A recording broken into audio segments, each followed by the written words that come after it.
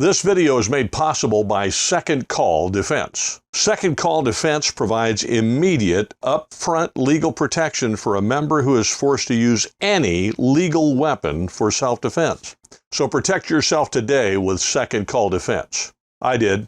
You'll find the link in the description.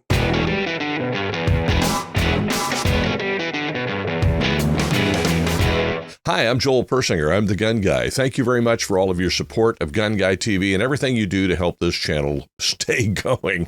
I really do appreciate it. Thank you very much. Don't forget to check out my other channel at Practical Defense Systems. There is a link in the description, and I've recently posted some videos there that might be very interesting to you.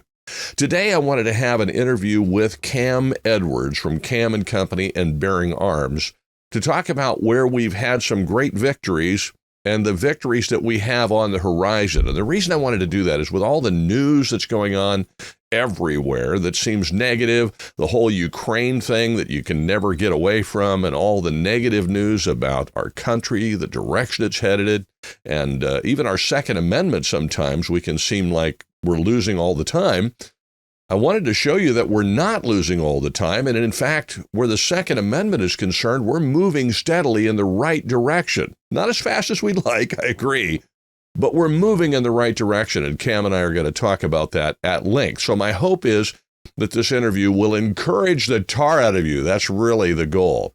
Now, the interview is going to be about an hour long, so I'll probably just take the first half an hour and make it this video, but the rest of the interview will be available to you free on the GunGuyTV Firearms podcast, which is available on your favorite podcast player. All right, let's go talk to Cam. Cam, thank you very much for joining me on the show. I'm really grateful to have you, and it's nice to have somebody with your history and knowledge on the show. We can talk about all kinds of cool stuff. So thank you very much for taking the time. I know you're super busy over at Bearing Arms. Oh, Joel, thanks so much for the invite, man. Listen, I'll always carve out time for a chance to sit down and talk 2A stuff, especially with someone like yourself. So very much appreciate the invitation. It's good to be here. You're welcome. I can't live without coffee today because it's, for California, I'm a wimp. It's super cold. For where you live, it's nothing. But for here, it's cold and hail's dropping and like that. So I got to have my coffee. Yeah, it's like sunny and 70 in Virginia right now. So I got no complaints. I've got your California weather today. This is great. And I got yours. How did you do this? Sucker. Yeah. I know. Tomorrow it's going to be like 40. So I know it's all coming my way. I think I did get suckered, to be honest with you. Hey, we were talking about a bunch of stuff before we started, and one of those things we were talking about was how long you've been at this. You were doing the NRA thing for a long time, and now you're at Bearing Arms for quite a while.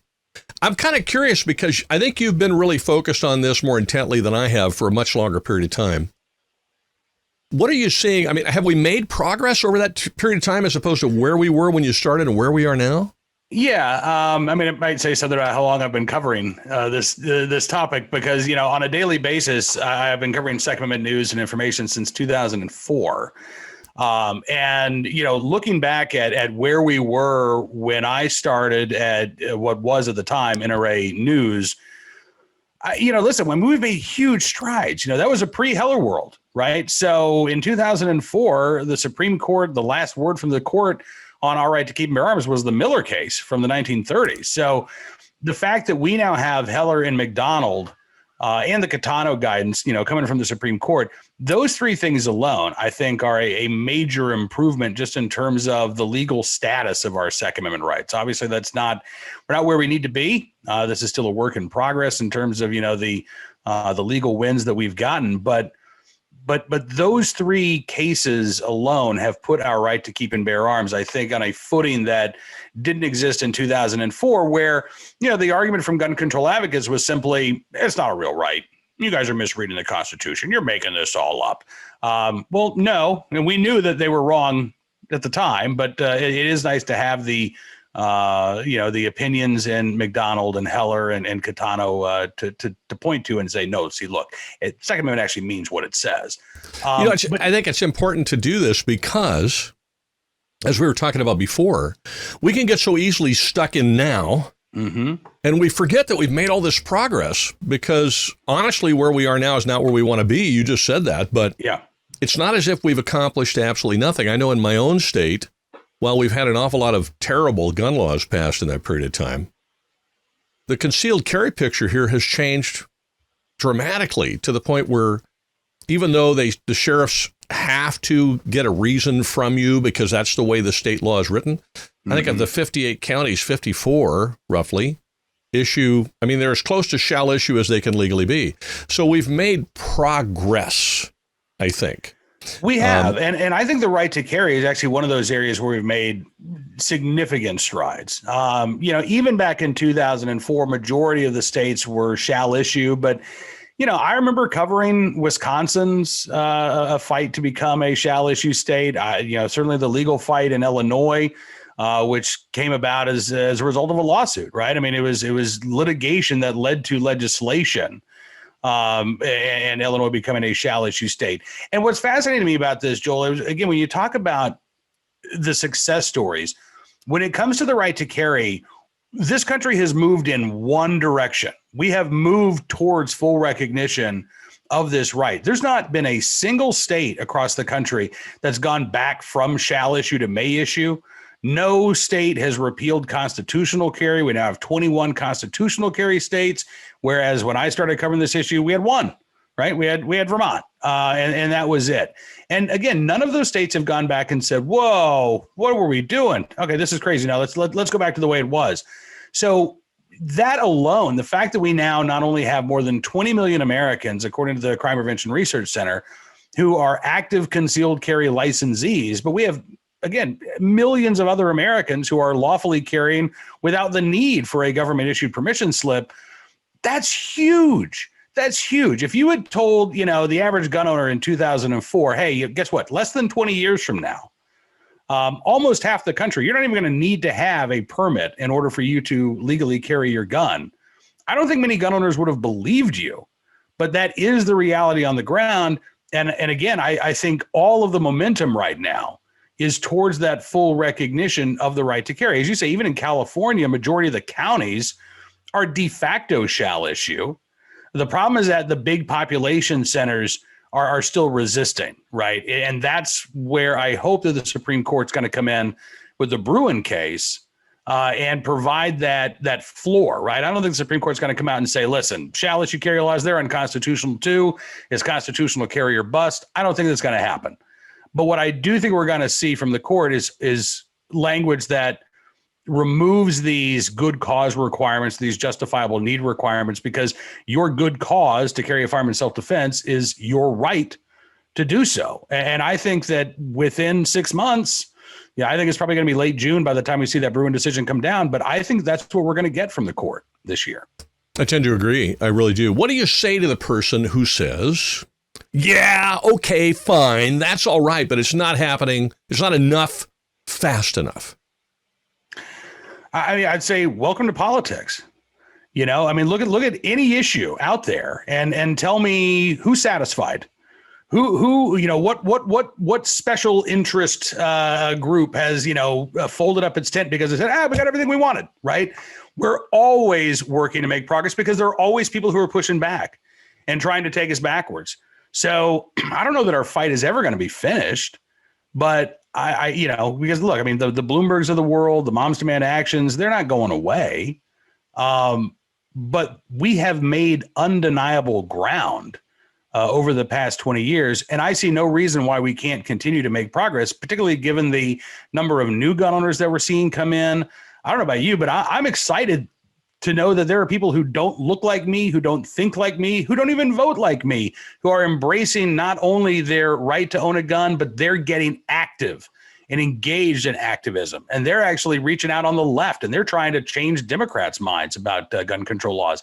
We didn't have that to the extent that we do 10 or 15 years ago. Look, is everything perfect? Nope. Do we still need to be engaged and involved? Oh, absolutely. Look, it's easy to get frustrated. We live in a world of instant gratification, but that's not how politics works. And that's not how the fight for our civil rights has ever worked in this country. Well, and somebody's going to say, okay, boomer, to this comment, but I'm old. And I can tell you that's not how life has ever worked. And that's what we want because we're in the internet world and we think that that's the way it works, but it doesn't. The the most valuable things are the things that you have to fight for and work for. And so I think you're exactly right. We're heading the right direction. I've never really thought about it the way you said it, though. And that is that where carrying rights are concerned, nobody's gone backwards. We've actually only made progress. We haven't made they haven't made any progress against that right. I suspect that the others are going to be the same, particularly depending on how far the court goes in June, because if they address the scrutiny issue, then that's going to have some wide-ranging effect on laws across the country, not just in New York, and certainly not just here in California. Wouldn't you agree? Oh, absolutely. And that's why I think it's interesting. The court has almost a half dozen cases right now that they're just sort of sitting on. They haven't said no. They haven't said yes. And so a lot of the court watchers think that they're waiting for that decision in Bruin. They'll either remand some of these cases back down to lower courts with guidance based on the opinion that comes out, or that's when they'll decide to accept some of these cases. But again, we're talking about things like, bans on modern sporting rifles. There's a lawsuit challenging Maryland's ban, and the Fourth Circuit Court of Appeals upholding that ban had just an awful decision saying that, modern sporting rifles aren't covered by the Second Amendment because they're like machine guns. And so therefore they're outside of the scope of the Second Amendment. So we've got a chance to set the record straight there. There's New Jersey's magazine ban case is still pending before the court. You got Young versus Hawaii, which is the open carry case out of the Ninth Circuit. And I don't know what the court's going to do with that one, Joel, but I really hope, they don't necessarily have to take that case because they could deal with all of the right to carry issues with Bruin. But, that Ninth Circuit opinion, which basically said, we said back in Peruta that you don't have the right to carry a concealed firearm. Now we're saying that the Second Amendment doesn't cover the right to openly carry a firearm. So in other words, the right to keep and bear arms does not include the right to bear arms. Doesn't cover anything, right? I don't want to see the court just pass that by. I want to see the court pluck that case and say, all right, come here, Hawaii Solicitor General. Let's sit down and talk about this for an hour or so. Pow! Exactly, right? Geez. So there are some cases out there that don't explicitly deal with the right to carry, though, that the court is hanging on to. And I think you're right. I think it has to do with the standard of review, which, right now has just been a mess. The Supreme Court never came out and said, look, here's how you gauge these cases. And so as a result, these lower courts have basically just adopted, for the most part, the standard of intermediate scrutiny, which, the way these courts look at it, as long as a government says, the reason why we have this gun control law in place is because we believe it is positive in terms of impacting public safety, the courts say, okay, good enough for us. And they don't have to show that there's a narrowly tailored law that is designed not to infringe on people's rights. No, they can get away with enacting laws that the courts will acknowledge infringe on our Second Amendment rights. But that infringement is excused because, a state government or a local government says, but we really need this law. That's not how our constitutional rights work. And so I'm with you. I think this is a chance for the court to set the record straight. I don't know what the standard of scrutiny is going to be. Based on the oral arguments, it would not surprise me if we're not looking at tiered scrutiny of, strict, intermediate, or rational basis, but instead we're looking at a history, text, and tradition test. Basically, do these laws comport with the history of the Second Amendment, with the text of the Second Amendment, and with the tradition dating back to 1791, but extending to today, of our right to keep and bear arms. Which is essentially what Scalia wrote in the Heller decision, that was his strong suggestion that they do that. Unfortunately, they've done some incredible legal gymnastics to avoid doing that. And as you say, agree with just about everything, particularly in these rather anti-gun states like California, where I'm sitting right now. Which, by the way, is why I'm in a bunker, because I'm in California. It's the only safe place I've got. Listen, speaking of states, now there's a lot of positive stuff.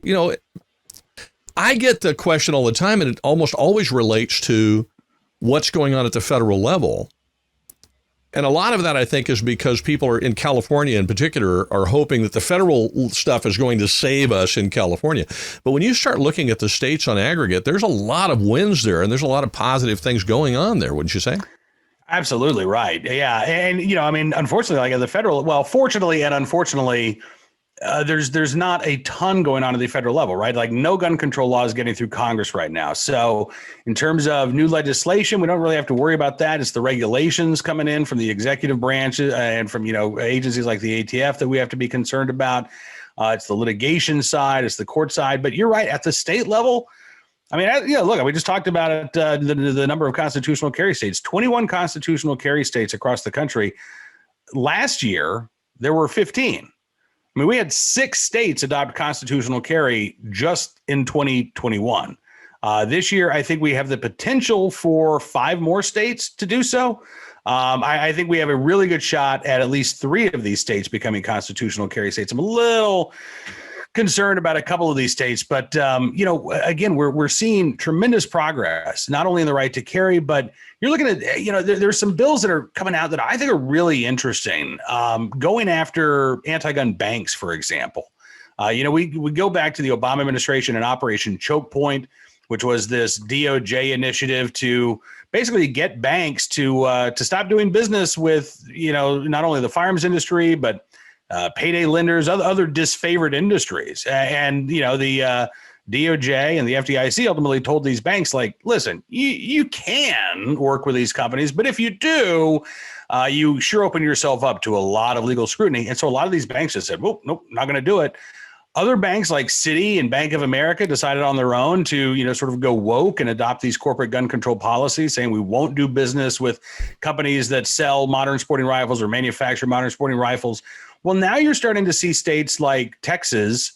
They passed a law last year that said, okay, if you've got one of those policies in place, you cannot participate in our municipal bond market, which is the second biggest bond market in the country.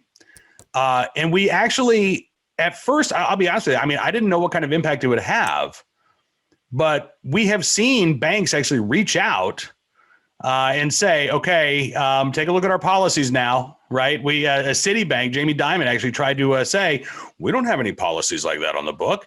He was, called on the carpet. And I think Citibank has made some adjustments. Louisiana has done the same thing with their bond commission. In Arizona and in Kansas this year, you've got similar bills that would target these banks. South Dakota has a legislation as well. We're looking at, campus carry legislation in Arizona. Tennessee and Arizona are also looking at lowering the age to carry a firearm from 21 to 18. So, the red states, and by the way, majority of the country, I think is red and does have a pro Second Amendment legislature, at least in theory. And in these states, we're making progress. I think the challenge for some of these states, quite frankly, right now is, okay, so we've passed constitutional carry. We've done campus carry. What can we do here to show that we're still committed to the cause? Because you look at a state like Oklahoma, Wyoming, they already have a lot of strong Second Amendment protections in place. And now I think the struggle for some of these lawmakers is, what else can we do?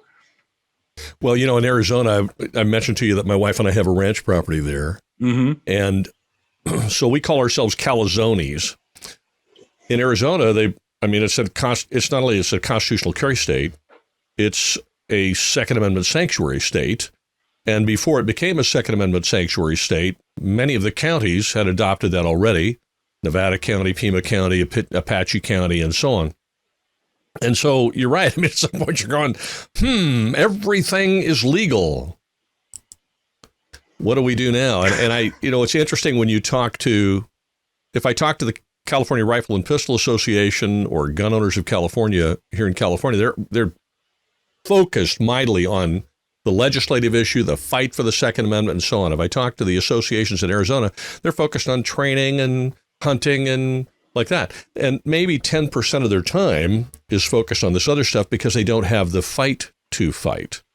I would like to see the whole country that way, quite frankly, where at some point, and I think we're going to get there. I really do. I love talking to you, by the way. You're like Mr. Positive. I was going to say, the guy's got a better beard than me. He's got a better hat than me. He's got a busier show than me. He's got more fans than me, and he's more positive than me. So, no, I absolutely love it, man. You can come on my show and be positive at any time. Thank you, thank you, thank you. I listen, appreciate it. I may have a better hat than you. You've got a better hairline than I do. That's true, but it's glued on, brother. You know, no, it's not. No, I'm kidding. It's not really. It's actually mine. what I've got left of it. That's about it. Listen, you mentioned something which I find kind of fascinating, and that is, you talked about the banks. There's this sort of parallel society going on because, and I think it started in part because we were getting booted off the public square. The public square when I was a kid was literally a public square. I speak English and Spanish, and in Spanish in Mexico or in Latin countries, they call it La Plaza because it's the plaza where everybody goes and hangs out. And then you get the guy in the soapbox and he's saying what he's going to say. This was the public square. It's where you got to express your opinion in public. And that's gone away. And now it's become an electronic place. Facebook, Twitter, Instagram, these very large, very, very powerful companies, which almost have more power than the government does in a lot of respects where free speech is concerned. And people who are pro-gun have been getting booted off of those. I got booted off of Twitter. I mean, I almost took that as a badge of courage, honestly, but I did. I got booted off of Twitter. So now you got all these ones that are popping up to replace that. At the same time, you've got Give, Send, Go, which is now everybody's starting to learn about because of the trucker protest in Canada and the way that GoFundMe has behaved. And banks, you were mentioning banks, there's banks propping up. So there's this whole sort of parallel society popping up to support those who have been canceled or whom cancel culture has tried to cancel. There's some positive there, but I'm not sure it's all positive. What are your thoughts? Yeah, I'm with you. I don't think it's all positive. I mean, I'm glad certainly that there is that space, and in a free society, there absolutely should be that space. But the problem is, as you say, the public square, excuse me, is not necessarily publicly owned anymore, right? It's a lot of these private companies who can say, you're loitering. We're going to boot you off of the public square, right? And so we are seeing, I think, mainstream points of view, particularly when it comes to our right to keep and bear arms, being pushed out of the public square and being sort of pushed into the shadows. So I am glad that we are seeing this sort of parallel society. I think it's a really good term for it. Develop where, okay, look, we can still get access to lines of credit. We can still, process credit card payments if we're a gun store or if we're a firearms industry. But on the other hand, because, so few companies and so few individuals control access to what so many of us use to communicate with one another. I think there is a structural advantage at the moment for gun control advocates and for anti-gun politicians in terms of getting their message out and in terms of amplifying their message. I still believe that advantage is undercut by the fact that what they're actually pitching is not all that popular with many Americans. So I think we win on the merits of the argument, but I think they've got access to a lot more ears than the average pro Second Amendment advocate, because I think we are being shut out of the public square. And, there is, this certainly goes beyond this issue. I mean, we are seeing the splintering, I think, of society, and we are becoming much more tribal in many different ways. And one of the things that concerns me about that is that we're not talking to anybody but ourselves. And one of the things that I've always tried to do in my reporting and whether it's, doing Cam and Company or whatever I'm writing at Bearing Arms, I want to at least write or talk in a way that people who aren't gun owners can listen and learn a little bit if they're interested. And I don't know that those folks are necessarily going to be able to easily access programs like yours or mine, because I don't know what the algorithm's going to show them. You know what I mean? Like, I don't think they're going to just randomly stumble across programs like this one, like they would have even, 5 or 10 years ago. And now I think I can tell you that they can't out this information. Right. I can tell you that they can't. I mean, it's interesting. This show appears on YouTube and 1,000 other places. Maybe not that many, but quite a few. But most of the ones that it appears on have a much smaller following than YouTube does.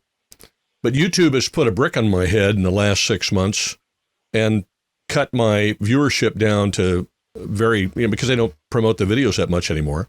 Mm-hmm. So instead of having 500,000, 750,000 views a month, I'm down to maybe a third of that. And I've had to go after marketing it ourselves in different ways because the YouTube algorithm doesn't push it. And that's by design. It's not, maybe I've got BO or something or bad breath. I don't know. But I think it's by design. They don't want that information out. And I agree with you. The problem is that when we start moving into the alternative platforms, which are all awesome, and I'm super grateful for all of them, but we do end up in an echo chamber because the only people that go use those are the people that are interested in that particular subject or lean that particular way politically or in however they think or whatever. So you don't have an opportunity to have the open conversation with the other folks who maybe don't necessarily agree with so much of what you agree with. They might not have the same religious beliefs or the same political beliefs. And what I'm seeing, even in California, is that the Second Amendment is crossing a lot of those lines. It used to be, we used to say, people would say, the gun owners are just all pasty-faced old white guys. But that's not the case anymore. We have the Pink Pistols here in California, which is a gay and lesbian group. And we have, it's no longer somebody who looks, as you said, looks like me, thinks like me, talks like me, believes as I do, has the same political thinking that I do. And you know what? That's a good thing, because if we were all the same, we'd all drive the same kind of car, paint our house the same color, and live in the same neighborhood. And we don't. I'm just grateful that the Second Amendment, the right to defend yourself and your family and your loved ones, the right to defend yourself against criminals, and hopefully you never have to, but against a tyrannical government, which is what the darn thing is for, not just for hunting. I think COVID has exposed a lot of that, honestly. And I've seen a huge change in people's attitude where gun ownership is concerned, because at some point I think they've looked at some of these policies and asked themselves, wait a minute, how much is my life worth? Is it important enough that my life, my kids, my family, I can't follow these policies anymore where guns are concerned because I need to have one? I think that's, I know. I think that's absolutely spot on. And, again, I'm a little worried that rather than, all of these new gun owners being able to come together in some place, that we are going to be splintered and divided. But at the same time, at least the movement is now big enough and broad enough that there is a space, right? If you're a new black gun owner and you're a little worried about, I don't think you should be, but let's say you're a new black gun owner and you're a little worried about joining Gun Owners of America because you think they're all going to be a bunch of, gun owners who look like I do, and they're going to hate black people. Look, you've got the National African American Gun Owners Association that you can join, which is great. And they're doing great work. I just worry that it's going to sometimes lead to us being siloed. And one of the things that I love about the Second Amendment community is that it's about, I think it's the last big tent movement in this country, to be quite honest. Because I don't know where you can, if you go to a range on a Saturday afternoon, you're looking at a cross section of this country. Where else can you find, fundamentalist Christians, standing a few feet away from, a drag queen? And they're sharing something in common, right? They're both training with their firearms. You can find people on the left, on the right, people who would disagree about anything under the sun, but they come together on the shared importance of our right of armed self-defense.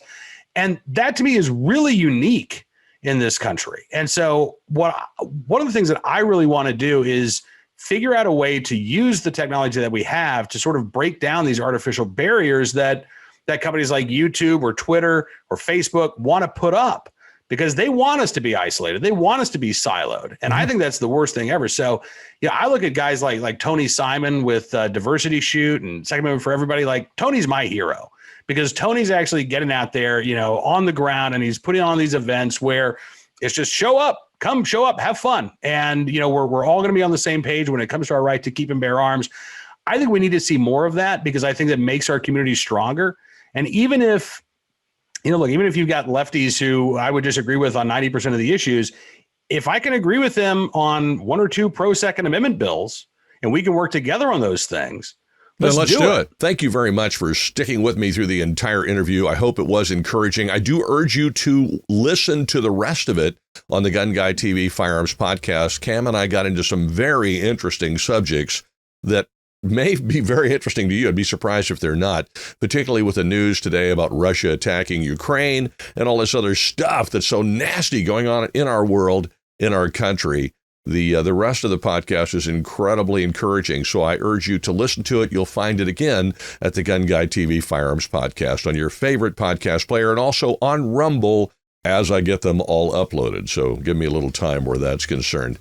Also, if you haven't joined GunGuyTV crew, I urge you to do that. That's one easy way to support GunGuyTV, help this channel continue to grow, and at the same time get access to exclusive content that I provide almost every day and that you cannot get anywhere else. So check out GunGuyTV crew at GunGuyTVcrew.com or just look for the link in the description of this video. Have a great week. Thank you again. And wherever you go, whatever you do, stay safe.